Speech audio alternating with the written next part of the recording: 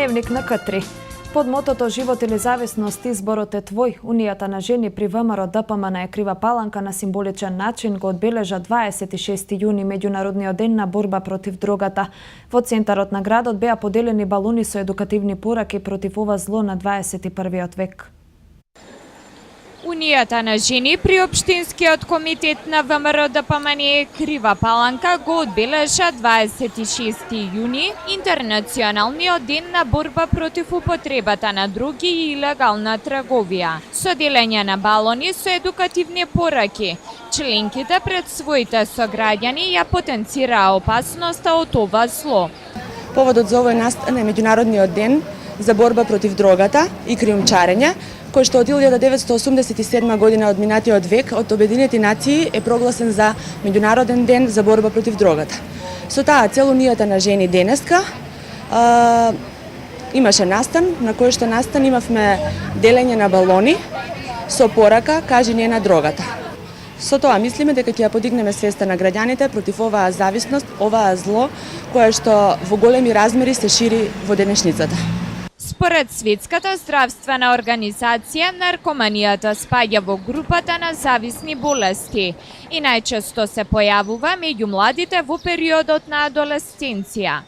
Во Европа секоја година меѓу 7 и 8 илјади луѓе умираат од предозирање. Наркоманите пропаѓаат морално, социјално, материјално и здравствено, а наркоманијата иницира криминални активности, што представува не само личен, туку и општествен проблем. Затоа се вели дека дрогата е превозно средство со скап билет, само во еден правец, а крајната дестинација е смртта.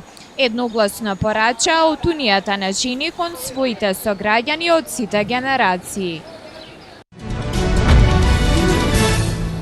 Преку донација од Агенцијата за заплен тимот, Општинската организација на Црвен крст Крива Паланка деновиве дистрибуираше хуманитарни пакети до 3 семејства од социјално ранливи категории. Активноста е во соработка со подрачното оделение на Министерството за труд и социјална политика. Општинската организација Црвен крст Крива Паланка продолжува да ја оправдува целта на своето постоење. Хуманоста како нивна основна водилка низ работата на дело ја покажуваат секојдневно. Нивната последна активност се состоеше во делење на хуманитарни пакети за 2 семејства од социјално ранливи категории, како и на семејството на неодамна починатата родилка од Крива Паланка. Хуманитарните пакети, кои се состојат од храна, облека и обувки, се обезбедени преку донација од Агенцијата за заплен тимот со посредство на Црвениот крст на град Скопје и Министерството за труд и социјална политика. Развидноста во нашето постоење представува голема вредност да стигнеме до повеќе луѓе со поширок опсег на услуги. Во изминатиот период Црвен крст на Република Македонија преку Црвен крст на град Скопје во соработка со Министерството за труд и социјална политика обезбеди хуманитарна помош донација од Агенцијата за заплен тимот. Во изминатиот период и во наредниот период Општинската организација во соработка со Министерството за труд и социјална политика во подрачното оделение во Крива Паланка веќе спроведува активност за делење на хуманитарна помош. Извршивме дистрибуција на хуманитарна помош до 3 социјално загрозени семејства кои се на работ на маргините на екзистенцијалните услови на живење, обезбедивме храна, облека и обувки. Хуманитарната помош беше успешно дистрибуирана на задоволство и на крајните корисници. Стојче Георгиевски, самохран татко на 2 мали дечиња, им се заблагодари на одговорните за несебичната помош и поддршка. Еве изразувам задоволство од Црвениот крст што ми помогна и сум благодарен за досегашната помош од Црвениот крст и од општината што ми помогна за децата во градин кога ги пратив. И досега земав од завод преку фирмата Тораница, меѓутоа ми престана до мај месец. Од сега натаму ќе ми се оствари постојана барична помош за децата. И така, досега се снаоѓаме некако, па се надеваме дека од сега натаму ќе биде убаво и добро. И за мене и за децата. Кривопаланичкиот Црвен крст е во постојана координација со меѓуопштинскиот центар за социјални работи, од каде ги детектираат семејствата на кои има неопходна помош.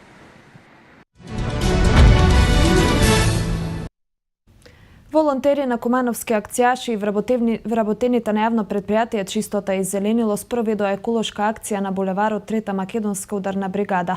Целта на овие акции е поттикнување на местното население за развој на еколошка свест и култура. Во акцијата учествуваа кумановските акцијаши заедно со акцијашите од Скопје.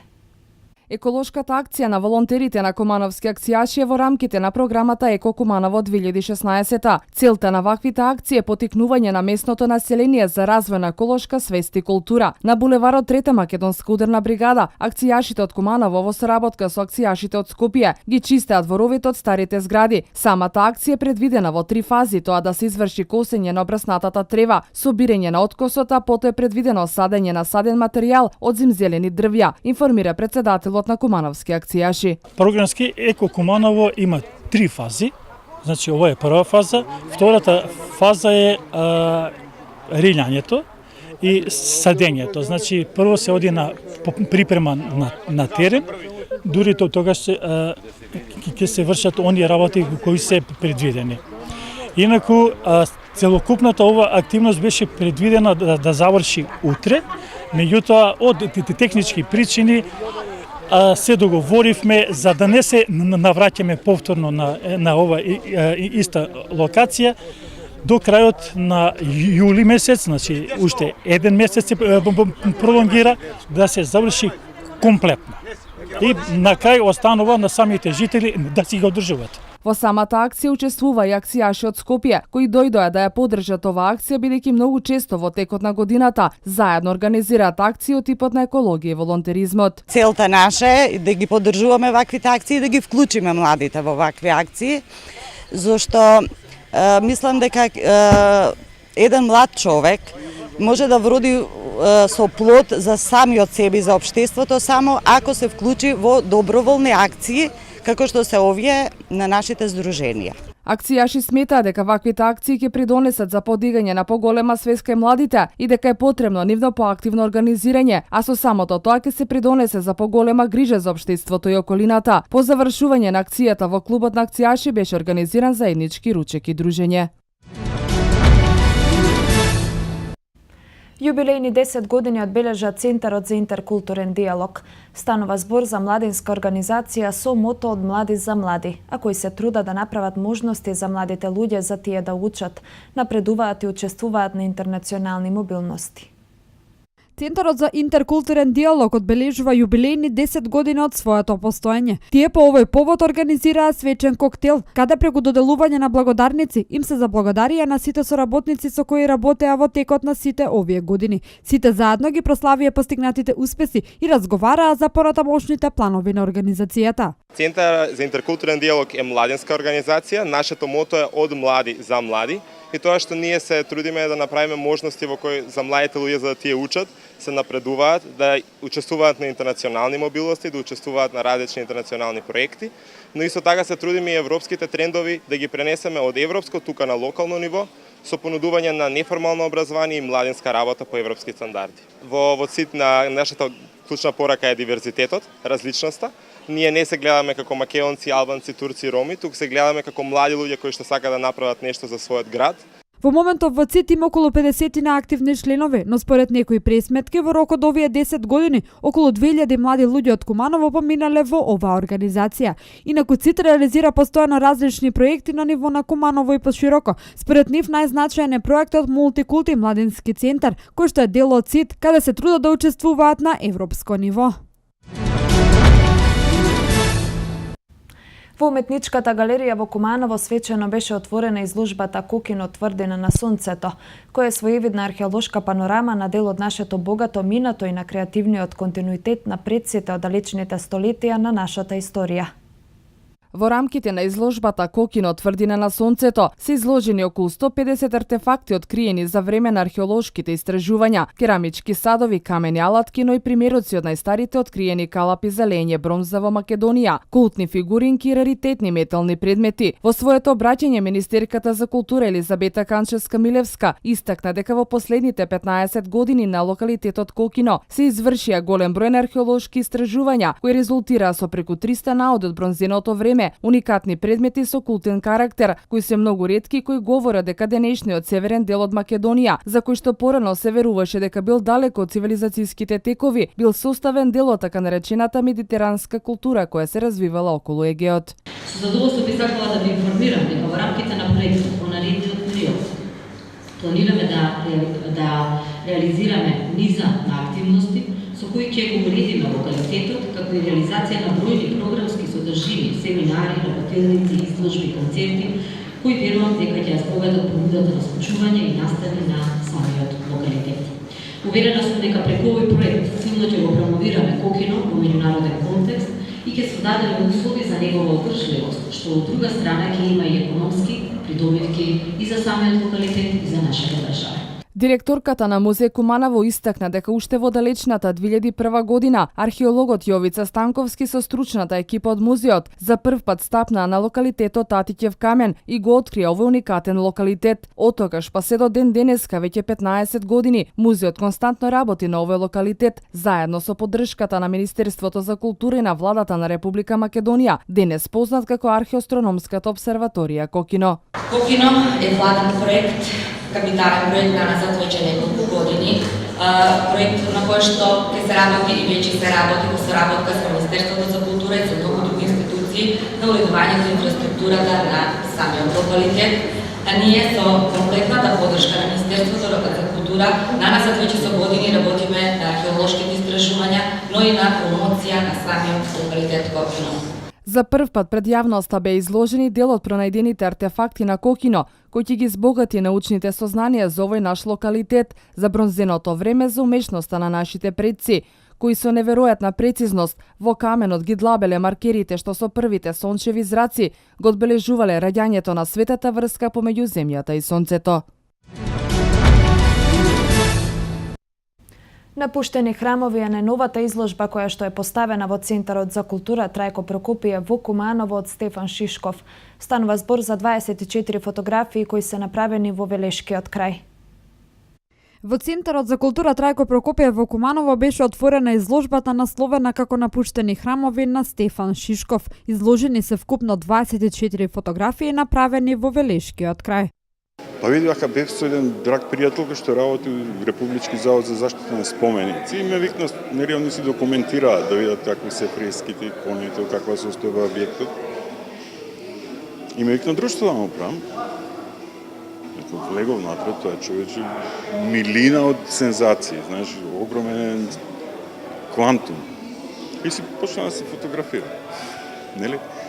И зашто се напуштени? Па затоа што мислам, не се напуштени во буквално смисла, и тие храмови се отвараат 2 до 3 пати годишно, евентуално. Така, и тој си живеат, фаќаат пајажи, не знам, се дешава, форми, некои чуда разни, така да доста инспиративно беше. Инаку претходно оваа изложба Шишков ја имаше презентирано во Њујорк и Струмица, а откако ќе заврши изложбата во Куманово, истата ќе биде поставена и во Велес. Кумановци истата ќе можат да ја погледнат во наредните 10 дена. Владата на Република Македонија на седница го усвои предлог ребалансот на буџетот за 2016 година, со кој има пари за плати, пензии и социјални трансфери, а капиталните расходи остануваат на високо ниво. Како што образложи на пресконференција министерот за финансии Кирил Миновски, потребата од носење на овој ребаланс се должи на промена на проекцијата за растот на бруто домашниот производ од првично предвидените 4% на 2,3%. Појасни дека како резултат на промените на проекциите во растот на бруто домашниот производ, неопходно е да се изврши соодветна корекција на проекциите на вкупните приходи и вкупните расходи. На приходната страна истакна имаме намалување на проекциите за околу 2% или 3 милијарди динари, додека на расходите расходната страна има намалување за 804 милиони денари, рече Миноски. Тој посочи дека со ребалансот не се напушта ниту еден првично проектиран проект. Она што се прави е промена на динамиката на трошење на средствата, согласно објективните услови, согласно расположливите средства кои ги имаме во буџетот. Тој истакна дека оптимистички е позитивниот тренд на наплата на даноците при донесите кои се зголемени во однос на првите два квартала на 2015 година, и тоа кај даноците за 6,4%, а кај придонесите за 5,7%. Изрази надеж дека овој позитивен тренд на наплата на даноците ќе продолжи во наредниот период. Информира дека со ребалансот се зголемува и буџетскиот дефицит од проектираниот 3,2% со буџетот на 3,6% од бруто домашниот производ и ќе изнесува 2,1 милијарди денари. Проектот на УСАИД за микро и мали предпријатија кофинансиран од владата на Швајцарија имплементиран од ЦЕИТ Македонија. Денеска во винарија Стоби во Градско ќе биде домаќин на B2B вмрежување меѓу компании од 8 региони во Македонија. Проектот на УСАИД за микро и мали предпријатија кофинансиран од владата на Швајцарија и имплементиран од ЦЕИТ Македонија ќе биде домаќин на B2B вмрежување меѓу компании од 8 региони во Македонија. На кратки бизнис средби учесниците ќе имаат можност да се запознаат, да ги представат своите производи и услуги и да разговараат за потенцијални заеднички бизнис соработки. Пред присутните ќе се обрати Даниела Бојкова, регионален координатор на проектот ЦЕИТ Македонија. Проектот на УСАИД за микро и мали предпријатија кој започна со работа во јули 2011 година ги поддржува микро и малите бизниси преку тренинг, вмрежување, менторство, консалтинг, поддршка на извозот и пристап до инвестицијски фонд. Активностите на проектот се имплементирани преку ЦЕИТ Македонија, која е една од институциите во наследство на УСАИД.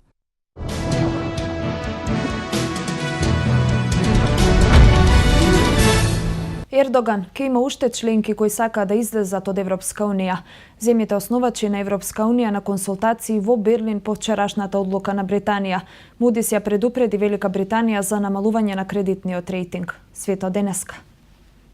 Турскиот претседател Реджеп Тајип Ердоган изјави дека Европската унија неизбежно ќе се соочи со уште земји кои сакаат да го напуштат овој блок доколку продолжи по истиот пат. Во својот говор по повод британскиот референдум и одлуката за напуштање на Европската унија, Ердоган истакна дека унијата ги одложува напорите на Анкара да влезе во Европската унија поради исламофобија. Тој обвини Европската унија дека користи двојни стандарди и предупреди дека уште земји ќе сакаат да излезат од унијата. Моментната пракса против Турција е исламофобична, затоа одлагаа да не примат. Ако Европската унија продолжи по истиот пат, за кратко време ќе се соочи со нови напуштања, нагласи турскиот претседател. Шефот на германската дипломатија Франк Валтер Штајнмајер во Берлин е домаќин на неговите колеги од 6 земји основачи на Европската унија. На покана на Штајнмајер во главниот град на Германија само 24 часа по одлуката на Велика Британија да ја напушти Европската унија, ќе пристигнат министрите за надворешни работи на Франција Жан Маркеро, на Холандија Берт Коендерс, на Италија Паоло Джентилони, на Белгија Дидиер Рейндерс и на Луксембург Жан Алселбор, кои заедно ќе ги разгледаат актуелните европски политички прашања. Една од можните теми на разговорите во Берлин се чекорите кои унијата треба да ги направи по најавите дека националистички партии во неколку членки на Европската унија би можеле да побараат референдум сличен на британскиот. Иако засега нема најава дека и некоја друга земја членка на Европската унија е заинтересирана за напуштање на унијата, според стратешки документи на Министерството за финансии во Берлин, до кои дојдоа германските медиуми, може да се очекуваат барање за референдум во Франција, Австрија, Финска и Унгарија. Агенцијата Мудис ја намали перспективата за кредитниот рейтинг на Велика Британија од стабилна на негативна по изгласувањето Брекзит на референдумот предвадена. Со ваквата оцена на Велика Британија е ставено до знаење дека кредитниот рейтинг би можел да биде намален во блиска иднина. Според агенцијата започнува период на нестабилност кој може да има негативни последици за среднорочните перспективи за раст.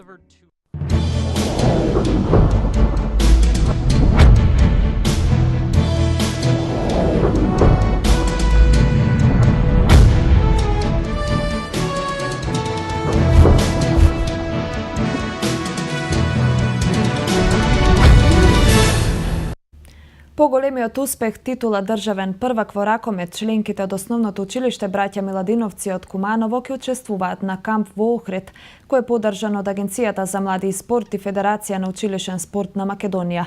Представникот од училишниот спорт Миле Јордановски истакна дека ова представува валоризација за работата на шампионската екипа. Изворената генерација на основното училиште Браќа Младиновци од Куманово на првенството во Демир Хисер на супериорен начин ја освои титулата. Поради одличните игри, прикажаниот талент, 3 ракометарки ќе имаат можност да се надградуваат на кампот во Охрид. Господин Јордановски, како представник на она изворена генерација на основното училиште Браќа Младиновци кога станавте шампиони на Македонија, еве сега стигнува ново признание, 3 ракометарки од вашето основно училиште заминуваат на камп во Охрид. Да не кажете конкретно за што станува збор? Да кажам дека ова признание стигна подоцна во смисло што веќе за резултатите на основното училиште слушнаме, сите знаеме. И сега како врв и круна на сето ова е награда за 3 ракометарки кои така во републиката се истакна како најталентирани, за кои ракометниот сојуз и овие дават добри коментари дека може да испаднат добри ракометарки, ќе бидат наградени со камп, бесплатен камп во Охрид, кој ќе се одржи од 4 до 9 јули. На тој камп ќе бидам и јас присутен заедно со нив. Ќе има еден и спортски дел, што велиме, меѓутоа ќе има еден дел малку за релаксација и рекреација, како награда овој камп. За кои ракометарки се работи, може да ни кажеш? Па да, тоа се 3 ракометарки, тука е Јована Кипријановска и Теодора Диневска, едни од најдобрите кои беа прогласени за најдобри ракометарки на турнирите за основните школи, и нормално еден од најдобрите пикери, тоа е Сара Цветановска.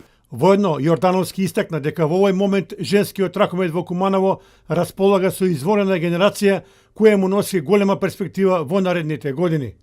Во оваа генерација на ракометарки, посебно може да кажам, што со кои работи нели ракометниот клуб на Куманово и целата екипа и постава и училиштава каде се ангажираме, навистина има една добра генерација каде што можеби понатака, како што рекоме, ние сме за масовниот спорт, меѓутоа понатака самите клубови, посебно и во Куманово и во општината, сметам дека треба да се најдат одредени финанси, да се најдат одредени услови за работа на тие деца, и мислам дека навистина ќе има една добра генерација ова што испаѓа, бидејќи не секој се случува да се погоди така во исто време една добра генерација на млади талентирани ракометарки.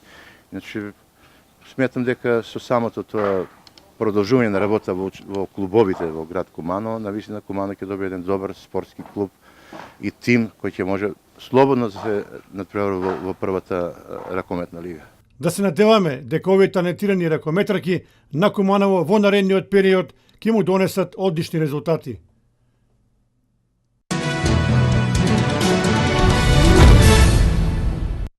Во вестите од меѓународниот спорт издвојуваме. Одличниот фудбалер на Саутемптон Виктор Ванајама е нов член на Тотенхем. Бен Симоне како прв пик на драфтот во НБА лигата од следната сезона ќе настапува за Филаделфија. Напаѓачот Сейди Думбија доби одлична понуда да се пресели во мексиканскиот прволигаш Тигрес. Виктор Ванајама е првото засилување на Тотенхем за новата напреварувачка сезона, откако Маурицио Покетино успеа во својата намера да го доведе својот миленик на White Hart Lane. Вкупниот трансфер изнесува околу 18 милиони евра. Ванајама настапи на 97 напревари во 3 сезонни минути во Саутемптон, а самиот фудбалер инсистираше на трансфер во Тотенхем за да добие можност повторно да заигра во Лигата на шампиони, откако претходно настапуваше за Селтик во елитното европско напреварување. Саутемптон се уште нема најдено нов менаџер кој би го наследил Роналд Куман, а се очекува светците во следниот период да го продадат и Саидо Мане, кој е пред пресоба во Ливерпул во трансфер вреден 40 милиони евра. Австралискиот кошаркар Бен Симонс како прв избор пик на НБА драфтот ќе игра во екипата на Филаделфија. 20-годишниот крилен играч од Универзитетот Луизијана Стейт е роден во Мелбурн, а со своите 208 сантиметри и раскошниот талент кој го демонстрира мината сезона, која заврши со просечен ефект од 19,2 поени, 12 скокови и 5 асистенции, по напревар, уште од сега НБА стручњаците го најавуваат како една голема звезда. Вториот пик Брендон Инграм, кривото на Дюк, ќе оди во Лос Анџелес Лейкерс. Овој играч го споредуваат со Кевин Дурант. Третиот пик Джилен Браун е избран од Бостон, додека младиот хрват Драган Бендер, роден 1997 година, а висок 216 сантиметри, како четвртиот пик од Макаби Тел Авив ќе се пресели во Феникс. Најдобрите 5 пикови ги комплетира плеймейкерот Крис Дан од Универзитетот Провиденс. Според стручњаците, Дан е најдобриот плеймейкер во својата класа. Веднаш се појави спекулацијата дека тој во Минесота најверојатно ќе го замени шпанецот Рики Рубио. Фудбалерот на Рома Сейдио Думбија својата кариера би можел да ја продолжи во Мексико, од каде Тигрес покажува голем интерес за него. Според тамошните медиуми, раководството на клубот е подготвено да му понуди 10 милиона евра на Рома за ангажман на Думбија. Тој после одличните партии во ЦСКА Москва се пресели во Рим, но тоа се покаже како чекор назад во неговата кариера и тотално разочара во дресот на Волчицата.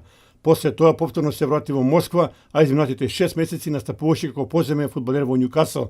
Тигрес смета дека Думбија би бил одличен партнер на францускиот интернационалец Жињак со надеж да се освои титулата во Копа Либертадорес.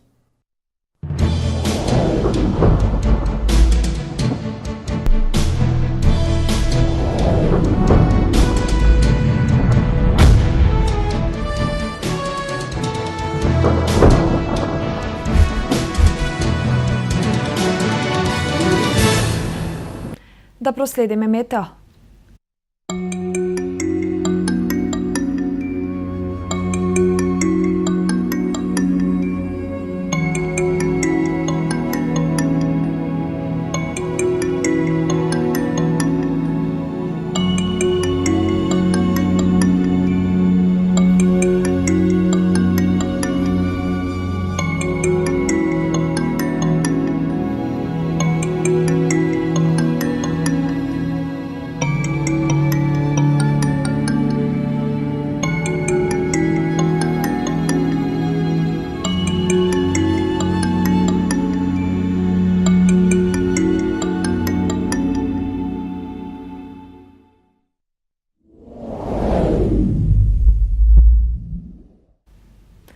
Тука е крајот на ова информативно издание. Ви благодарам на вниманието.